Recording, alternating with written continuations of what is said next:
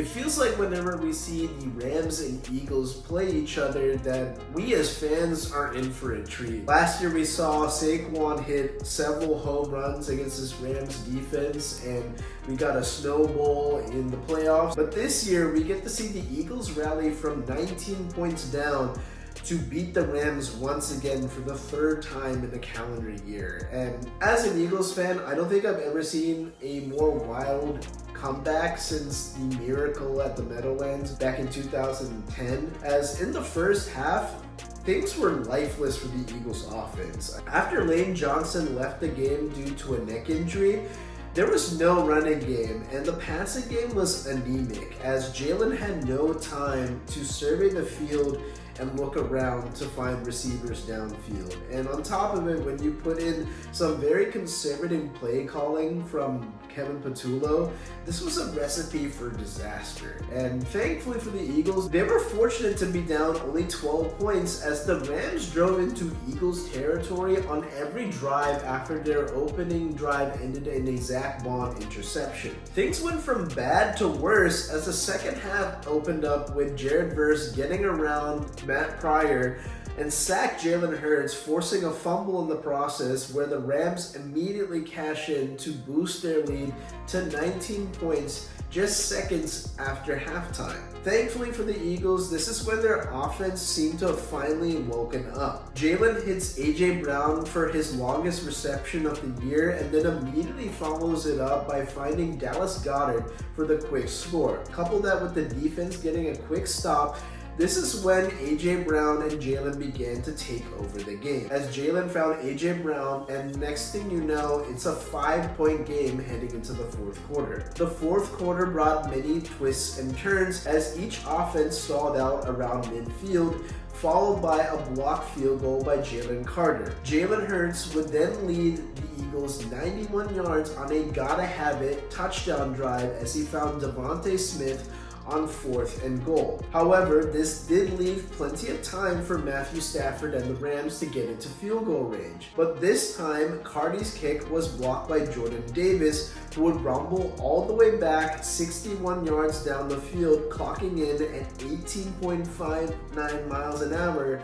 to ice the game, leaving the Rams completely stunned. This was a game that the Eagles had no business in winning, but thanks to their defense holding it down in the first half where they forced the Rams to settle for 4 first-half field goals and getting a huge stop on 4th and 1 really kept the Eagles in the game. The two Georgia interior defensive linemen, Jalen Carter and Jordan Davis, had their most impactful game as a duo in the pros. Carter was definitely the more household name, but his contributions by blocking a field goal and also combining with Jordan Davis on that pivotal 4th down stop was part of how the Eagles got back into the game. And Jordan Davis, he had himself the best game of his career. He had a sack on Matthew Stafford and had a 4th down tackle for loss with Jalen Carter, and also got up for that game-changing block to save the game, and also icing on the cake,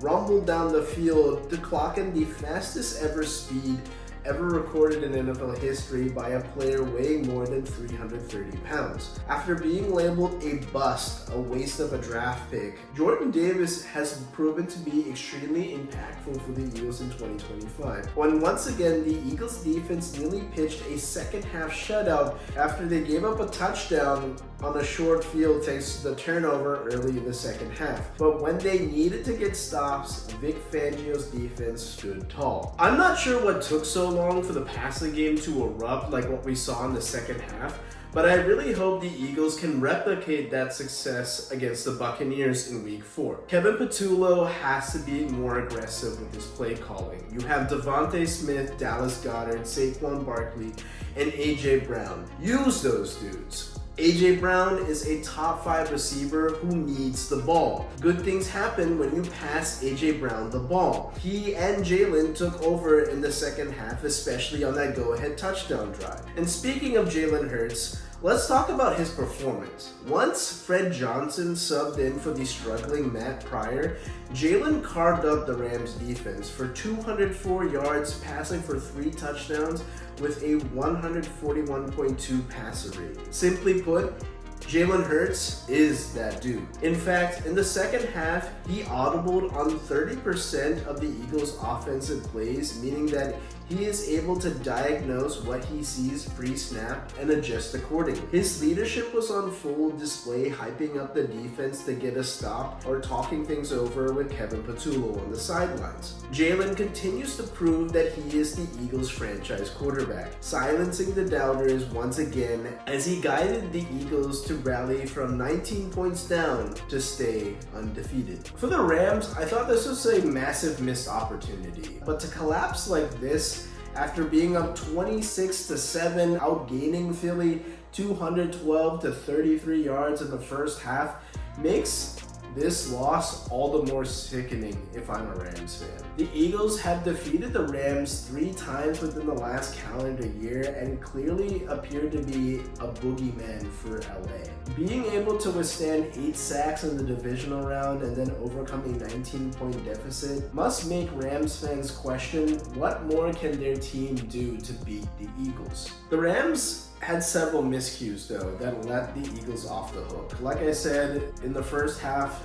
they had several drives in Eagles territory that ended up resulting in field goals. A holding penalty took a touchdown off the board on an afternoon where the Rams went 1 for 4 in the red zone. And this proved to be critical in a game that came down to the final kick. I questioned Sean McVay's play calling, especially in terms of his aggressiveness, as he's normally a guy that likes to put his foot on the gas, especially where he was either in Eagles territory and decided to settle for field goals. Why not be aggressive on the road? You're here in a hostile environment. You could end up making a statement win, but choosing to go conservative, I really thought came back to hurt the Rams. When it actually came time to go for it on 4th and short, the Rams decided to run behind their backup right guard, as Kevin Dotson had to leave the game due to cramping. And not only was it an injustice to run behind a backup offensive lineman, but also run right at Jordan Davis and also Jalen Carter in a way, as the two combined to tackle Kyren Williams for a loss that ended up changing momentum in favor of the Eagles late in the 4th quarter. Factor in not 1,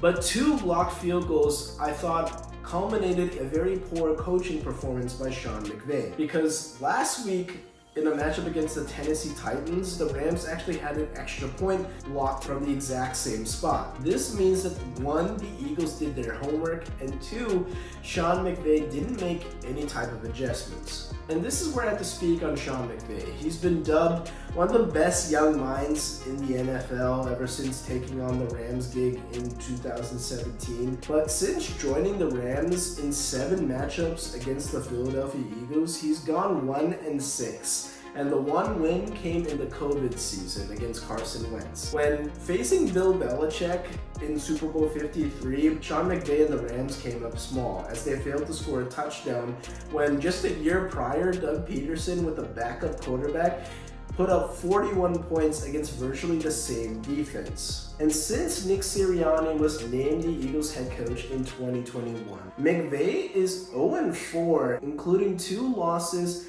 at home and 1 in the playoffs last season. And while I do agree that Sean McVay is still a very good head coach, I do believe he's slightly overrated in the NFL media. Nick Sirianni owns unbeaten records against Sean McVay, Kevin O'Connell, and Matt LaFleur, all who have been described as some of the best offensive minds, best young coaches in the NFL, yet I don't see a lot of respect coming Nick Sirianni's way.